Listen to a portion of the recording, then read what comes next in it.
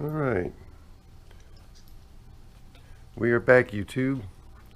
Back to this old truck, trying to get it to go. We've got the rear tank, the new tank mounted in the rear, mocked up in there pretty well. The frame is in place. That's where it's going to ride. This 1x1 tube frame right here, it's going to ride right here.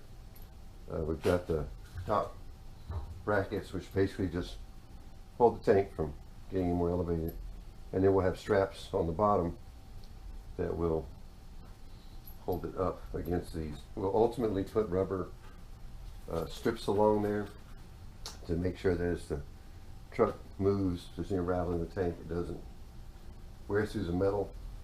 Here's the filler neck. The filler neck will be at the rear of the tank, rear of the bed. It's level sending unit, and then for the EFI fuel pump. And so yeah, the next thing we're going to do is we're going to come into the side of the frame and catch the tabs. In this case, the tabs are, I'm not sure if you can see that. Let's see.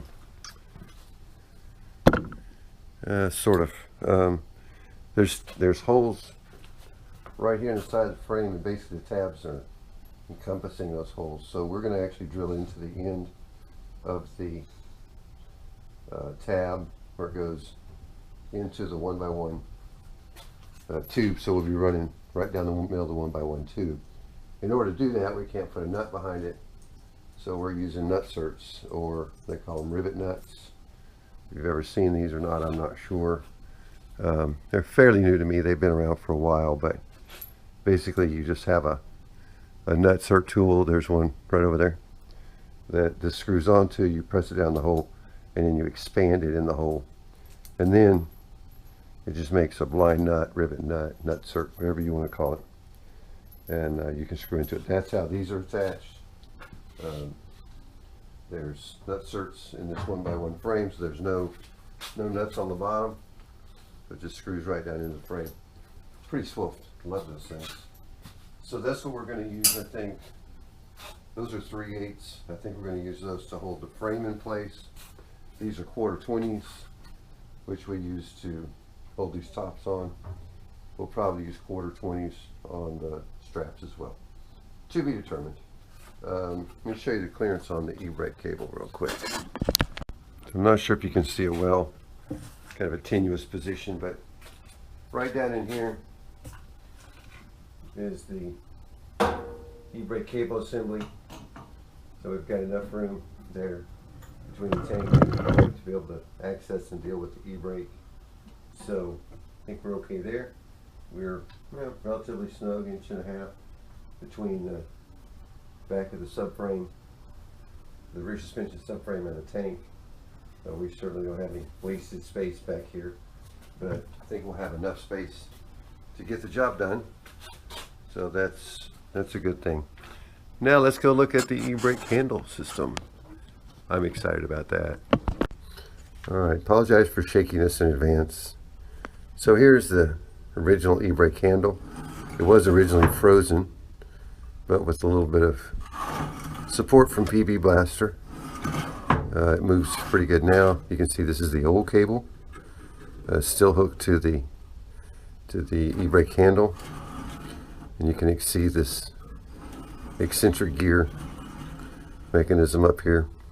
Now this bolts back here, bolts onto the firewall, and then up underneath it bolts to the underside of the dash. Those are going to be tricky to get to. These aren't going to be too bad back in here. These little monkeys. This e-brake cable, existing cable, you'll notice it comes down here on the floor and just terminates during the disassembly. They just chopped it off, which is fine. That's what I told them to do. And the other one that's not working is the latch itself. Where my thumb was there, let's see. There's a latch, and whenever you push down this, that latch lifts, but the latch doesn't return right now. But we'll make it return somehow. Anyway, I think it's really going to be fun to be able to use the original emergency brake handle. We could do all kind of fancy resto mod kind of stuff, but I like using it. To me, this is kind of nostalgic for the truck. And same thing with these pedals that come up to the floor. Get where you can, oh, this light's ridiculous, but these pedals that come up to the floor versus we could relatively easily go get some firewall mounted pedals out of an old junk car, but reusing these pedals that come up to the floor, again, kind of a nostalgia thing to me. Says something about the era of the truck. While I'm very happy to do things that make the truck more modern, if we can keep nostalgic features, I like that. I like that a lot. Anyway, so let me show you one other nostalgic thing that we're going to do for the truck. Well, first I'll explain. Live in Texas. In Texas, you have the option of registering this truck as an antique vehicle. It registers an antique vehicle. Still has to be a safe truck, those kind of things, but the requirements are different, and they are, I guess, to some extent less, certainly from a pollution controls perspective and things like that. But one of the other options is you can run plates of your choosing from the year of the truck. So these Texas plates, 1951 farm truck, and we'll only have to run one plate. Normally we have to run two in Texas, one in the front, one in the back. We're only going to be running one, and we'll run it in the back. So we've got these wonderful 1951 Texas farm truck tags. So these will be the tags on this Wonder whenever we get it registered. We have to do a bonded title, get it registered, but first we got to get it rolling. So I think that's pretty nifty. Looking forward to running that plate. And we'll have to get approval. They'll also have to run a database search, make sure nobody else is running that same sequence of letters and numbers. Hopefully they're not, and we can enjoy having these plates that meet the ear of the truck. All right, let's move on. We'll come back when we get further on this tank install, and we'll talk to you more about it. Really got a lot of parts issues right now. I've got to figure out what parts I want to use or going to use for the brake plumbing system. I've got parts coming for the fuel system. I don't have a full parts list, fitting list, but I do have the tubing coming. It's a nylon over braided 6AN, basically 3/8 tube, and we've got a feed and a return line that'll be running down the inside of that. Also have some fuel line brackets coming, so we've got to get this, as the tank gets installed, we can install the fuel pump, and then we can get on running lines, then we can get on hooking up those lines. We also have a fuel pressure regulator which will run under the hood, and then so it'll return from that pressure regulator back, and we'll hold about 50-60 pounds at the regulator, probably about 60 pounds, and this pump will do well above that. So we'll recirculate a big chunk of it. It gets way too hot in Texas not to have a recirculation on EFI. And then so brake lines we've got to resolve, fuel line hookups we've got to resolve. I think we've got some of it, no problem. Another little oddity that we have to deal with, should have got that piece. Let me get that piece and I'll show you this. All right, so we took out the differential to work on it. It rolled on me at one point. It weighs a ton, and I'm old and weak. And it rolled on me at one point, and when it did, this little guy, the only part you would see actually is this part, and there was a flare fitting that not a flare fitting, a barb fitting that poked out of here, and this is where the vent on the differential was located, so that you could vent fumes or air as it heats up and cools off in the differential, and broke that barb fitting right off. So I grabbed hold of this thing and it pulled right out of there, and this is basically the vent line. So I looked around for one of these and they're not readily available, or not that I found quickly anyway. And so I went ahead, I checked the amount of material we had plenty. So I drilled this aluminum and I tapped it 1/4 20. And so we're going to get us a brass fitting, barbed brass fitting, which we're going to run, and then run our hose up to frame level at least, just to keep from getting water into the diff and allow the diff to breathe. So yeah, we've got that 1/4 MPT. Yeah, I don't know what I said. Well, it was 1/4 MPT anyway. So we got 1/4 MPT for that, and with a barb fitting, we can get it anywhere. It's pretty easy. So we got to, there's a lot of little odds and ends, details. Need to make a list. Still need to finish tightening the you see right there, tightening the bushings on this thing. As soon as I can get this thing running, rusty cab and all, and get it out on the street to test the systems, one of the very first things we're going to do is go get it aligned, and we're going to go get it. We're going to take it to the alignment. We're going to take it to muffler shop, probably load it up on a trailer, and handle that business. Take it by the courthouse, hopefully at that point, get our plates approved, and hopefully by then we've already got our bonded title process done. So yeah, a lot of neat stuff coming. Still got a long ways to go.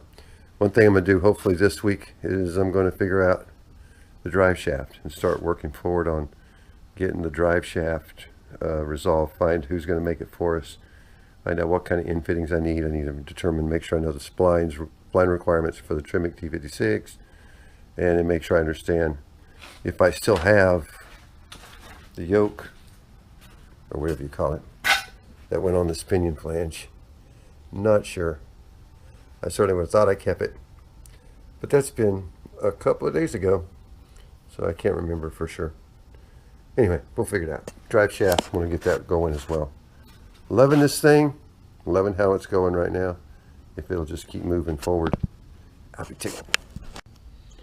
All right, we've got the tank frame installed. You'll see a bolt there, see a bolt there. This one has a nut behind it. This one's bolted onto the tabs that we welded. This one, actually, we have a nut cert going into the end of the 1-inch tube. The tab is not in play because of that big hole right there. But it's in there, 4 bolts, take it out. Let's get the tank. We're gonna flip it upside down, put some nut certs so that we can mount the tank straps in the tank. Here we go. So here's the straps that the tank came with. They come bent. No earthly idea why. They're certainly not bent to any reasonable dimension. My understanding is you just basically straighten them back out and you bend them to what you need. I think they bend them just to make their shipping easier. So that's what we're going to do. Let's just straighten them back out and go again. Now, one thing we're definitely going to need to add to this thing, I'm not yet sure what I'm going to use, but I'll figure it out. Some rubber stripping on the side that sticks against the tank so that we don't rub through the tank over time. So let's start seeing about getting these things attached. I thought I'd show you this nutcert tool in action. It's a pretty nifty little guy. Here's the tool. It's got a 5/16 18, I think it is, collet in the end. Here's the 5/16 18 nutcert, and basically you just screw this on to the tool. In this case, you make sure the tool's open. There are different kinds. Some that look like riveters, some that look like this. Anyway, so that's screwed on there. So we're going to put this thing in the hole. And I'm going to try to stay out your way. Then you just want to hold it down in there and just commence to compressing these arms until everything is compressed in there well. And then you just start unthreading that collet tool back out of the nutcert until it comes out. I love these things. They're amazing.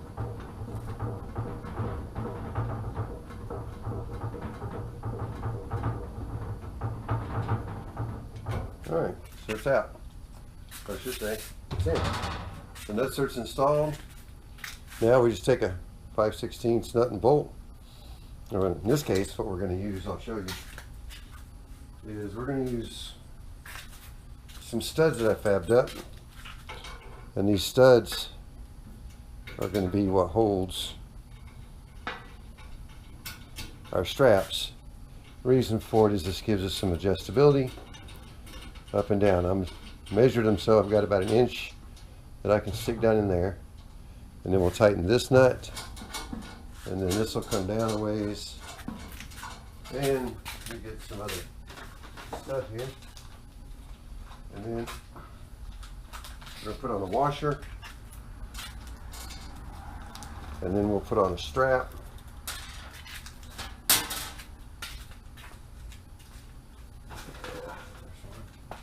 And then we're going to put on a strap, like so. And then we're going to put another washer on top of that, and another nut. And basically we're going to capture this strap, like so. And now we get adjustability. We can take this up and down as necessary. We're going to do that on both sides. So we'll move on with it and show you when we're done. Well, we are where we are until tomorrow.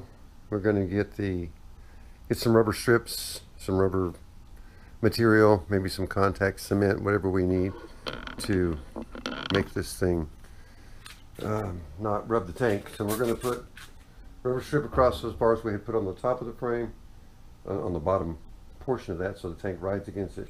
And then we're going to put rubber stripping behind this all the way around. And we're good. It's adjustable. You can take this nut down, you can tighten this nut up on top, make this thing just as snug and tight as you want. We reformed the metal as you saw, and then hopefully you can see it there, but we bent the metal, we measured it to where we wanted, bent the metal back over itself, turned it up, then cut it off, which is how the other side is. I did have to flatten out this seam in a vise, so it's got a little bit of a vise markings on it, but looks good otherwise. I mean, it's plenty functional for sure. Got a few issues with the 415 on this thing. I think we're going to probably redo the finish on this before we do the final install anyway. But for now, we're just mocking up. The 415's really about rust. After that, we'll pretty it up as we see fit. So, looking good. Happy with it. It's now mounted in the frame, just a matter of mounting the frame back in the truck and then mounting the tank back in there. But we're going to wait till we get the rubber stripping tomorrow and do that. We've already got the fuel pump. Tomorrow we should get our nylon braided 6AN hose with some start of the fittings we're going to need. And we may go ahead and start running tubing. Also tomorrow, hopefully I'll get in contact with the good folks at Houston Drivetrain who are going to make our drive shaft and start getting that part sorted. And then I think most likely we're going to pause on the rear. And the emergency brake cable, we're going to get that in and get it hooked up as well. Then I think we're probably going to pause at the rear. And we're going to move toward probably the air management system or the brake lines, one of the two. I'm about to order the air management system, so that will be here in within a week of now anyway. Assuming I get it ordered in the next day or two. I think I've pretty much selected it, and I'll tell you more about it later. So, move on. Let's do other things.